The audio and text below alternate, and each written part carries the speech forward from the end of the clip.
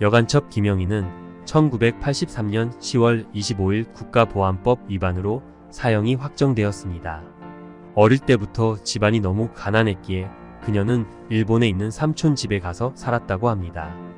김영희의 삼촌은 그녀를 조총련 소속인 지인에게 소개하고 취직을 부탁했습니다. 그래서 그녀는 도쿄의 이답이라는 조총련 술집에 취직하게 되었고, 그러다 조총련의 유혹에 빠져 그들의 사상을 받아들이게 되었습니다. 그 후 그녀는 그들 중 한 명과 결혼을 하게 되고 간첩선으로 북송되어 약 3개월간의 간첩 교육을 받았습니다. 그 후 남한으로 간첩으로 파송되어 남한에서 다방을 경영하며 군사 기밀을 알아내는 등 간첩으로 활동했습니다. 하지만 결국 그녀는 붙잡혔고 자신이 저지른 일이 그렇게 큰 죄인지도 인식하지 못한 상황 속에서 사형을 선고받았습니다. 그녀는 가난으로 인해 조총련의 유혹에 빠져 그곳에서 헤어나오지 못하고 그곳에 소속되어 간첩 활동을 했던 것을 몹시 후회했습니다. 그녀는 어렸을 적 성결교회에 다닌 적이 있었는데 구속된 이후 어렸을 적 기억이 나서 신앙과 관련된 서적을 읽게 되었고 큰 감동을 받아 마음의 안정을 찾기 시작했습니다. 그 후 안기부 직원이 선물한 성경을 읽으며 신앙생활을 하기 시작했고 시편 23편 말씀에 큰 은혜를 받았다며 신앙 간증을 하기도 했습니다. 그녀는 신앙생활을 시작한 후 한 번도 억울하다거나 슬프다는 말을 하지 않았고 자신의 잘못을 뉘우치며 자신이 저지른 일에 사죄하는 말만 반복했다고 합니다. 1983년 4월 그녀는 서울구치소에서 근무하던 문장식 목사님에게 세례를 받았습니다.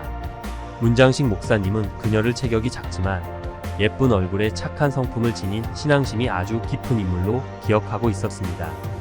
그녀는 서울구치소에서 모범수가 되었고 전도를 많이 해서 그 안에서 많은 이들에게 존경받는 아름다운 사형수로 소문이 나 있었습니다. 그녀는 이렇듯 변화되어서 새로운 삶을 살아가고 있었지만 결국 그녀의 사형날이 다가왔습니다. 2명의 교도관과 함께 그녀는 사형장으로 이끌려 들어가며 창백한 얼굴로 미소를 지었습니다.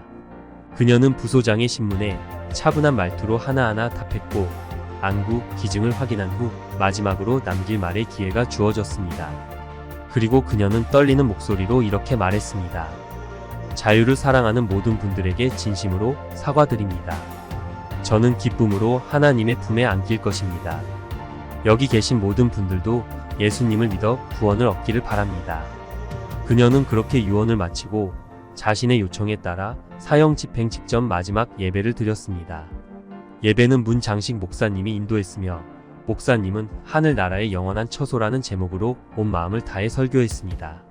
설교를 마친 후 목사님은 그녀에게 마지막 기도를 드리게 했고 그녀는 차분한 목소리로 두 손을 모으며 이렇게 기도했습니다. 저는 먼저 하나님의 품으로 갑니다. 주님께로 가는 이 축복을 이 자리에 계신 분들에게도 나누어 주세요. 저의 죄를 진심으로 사죄합니다. 그녀는 기도를 마치고 목사님을 바라보았는데 그녀의 얼굴을 본 사람들은 어린아이처럼 원망이나 미움 없이 해맑게 미소 지었다고 합니다. 문장식 목사님은 마지막으로 그녀를 위해 간절히 기도한 후 축도로 예배를 마쳤습니다.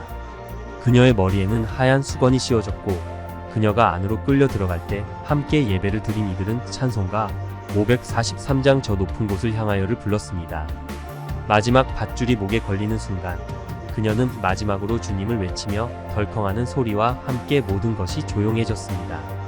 교도관을 포함해 그곳에 있던 많은 이들은 눈물을 흘렸고 그녀를 기억하는 이들은 그녀의 마지막 모습이 천사처럼 빛나고 아름다웠다고 전했습니다. 여기까지 여간첩으로 사형 선고를 받은 후 주님을 믿고 회심한 김영희의 이야기였습니다. 시청해 주셔서 감사합니다.